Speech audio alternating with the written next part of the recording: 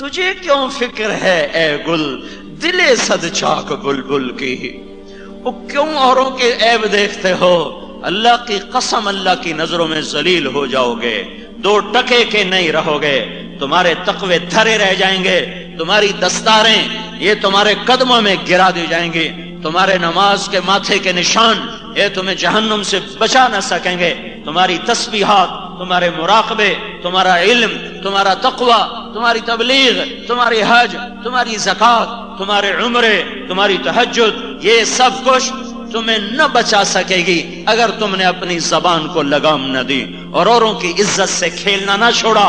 اور اوروں کی غیبت نہ چھوڑی، اوروں پر تنقید اور تبصرے نہ چھوڑے، تو ان میں سے کوئی چیز تمہیں اللہ کی سے، میں اللہ پر دعویٰ نہیں کرتا ہوں، میں اللہ کا قانون بتا رہا ہوں، میرا اللہ جس کو چاہے معاف کر دے، اس کی رحمت جوش میں آئے تو چاہے ابو جہل کو بھی جنت میں ڈال دے، کوئی پوچھنے والا ہے، اور اس کا غیظ و غضب جوش میں آئے تو سارے ایمان والوں کو جہنم میں ڈال دے، اسے کوئی پوچھنے والا ہے، وہ سب کو جنت میں ڈالے وہ سچا ہے، وہ سب کو دوزخ میں ڈالے وہ سچا ہے، وہ کافروں کو بھی جنت میں ڈال دے تو وہ حق ہے، اور وہ ایمان والوں کو دوزخ میں ڈال دے تو وہ حق ہے۔ میں اللہ کی ذات کو پابند نہیں کر رہا ہوں، میں اللہ کا قانون بتا رہا ہوں، میں اللہ کا قانون قدرت نہیں قانون بتا رہا ہوں۔ بھائیو بھائیو بھائیو، میرے نبی سے پوچھا گیا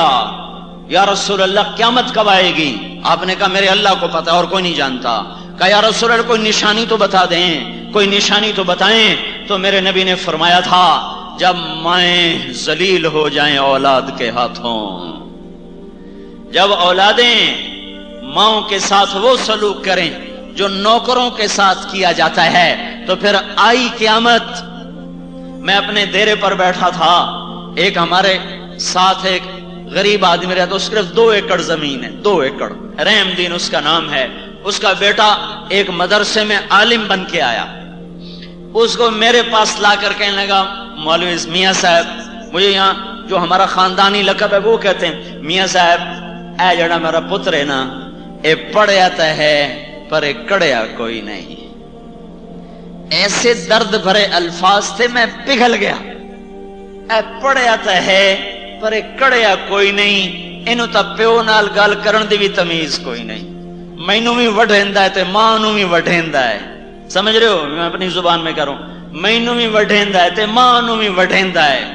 اس کی کیتا ہے مولانا صاحب، میاں صاحب نے کوئی سمجھائو؟ کس کا گلہ کروں؟ کالج کے لڑکوں کا، مدرسے کے لڑکوں کا؟ کہاں جاؤں، کہاں ٹکر ماروں؟ سنو سنو،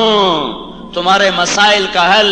فوج کے پاس نہیں، حکومت کے پاس نہیں، سیاستدانوں کے پاس نہیں، اللہ کے پاس ہے، اللہ کے پاس ہے، اللہ کے پاس ہے۔ اور اللہ کو پاؤ گے تو یہ کام بنے گا، اور اللہ ملتا ہے جب میں خود اپنے اندر کو بدلنے کی کوشش کروں، میں اپنی ذات میں آپ گم ہو کے دیکھوں۔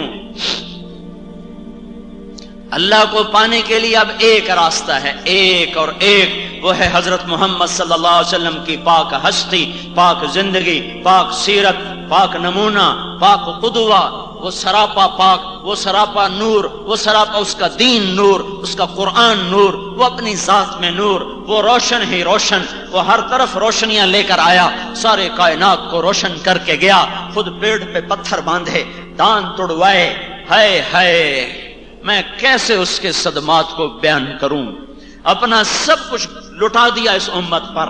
سب کچھ قربان کر دیا اس امت پر، کبھی کبھی اپنی امت کے لیے اس کا آنسو خشک نہیں ہوا، اس کا رونا بند نہیں ہوا، اس کا تڑپنا بند نہیں ہوا۔ اللہ نے حکومت دی کہ نہیں چاہیے، رزق پیش کیا نہیں چاہیے، زربفت کے عالی شان کپڑے اور محلات پیش کیے نہیں چاہیے، پیڑ پہ پتھر باندھے اور ٹاٹ اور پیوند لگے کپڑے پہنے، اور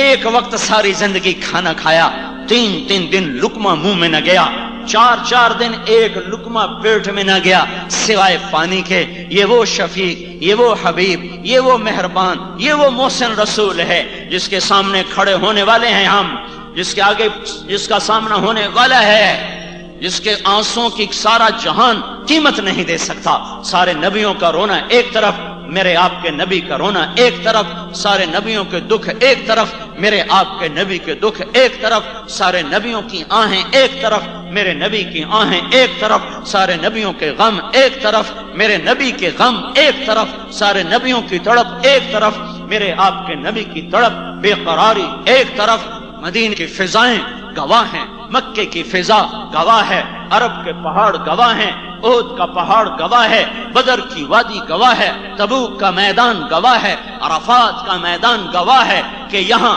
اس نبی نے 5 گھنٹے دھوپ میں بے قرار ہو کر امت کے لیے دعا مانگی ہے۔ اور یہاں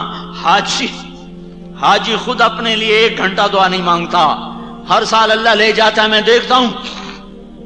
نہیں دعا مانگی جاتی سارے ٹلا بوی دن تاوی گھنٹے تو تے کم نہیں جاندہ،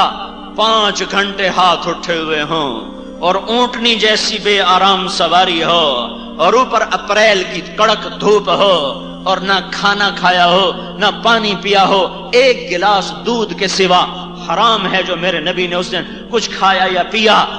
یہاں ہاتھ ہیں اور رب سے راز و نیاز ہے اور آنسو ہیں اور فریادیں ہیں اور آہیں ہیں اور سسکیاں ہیں۔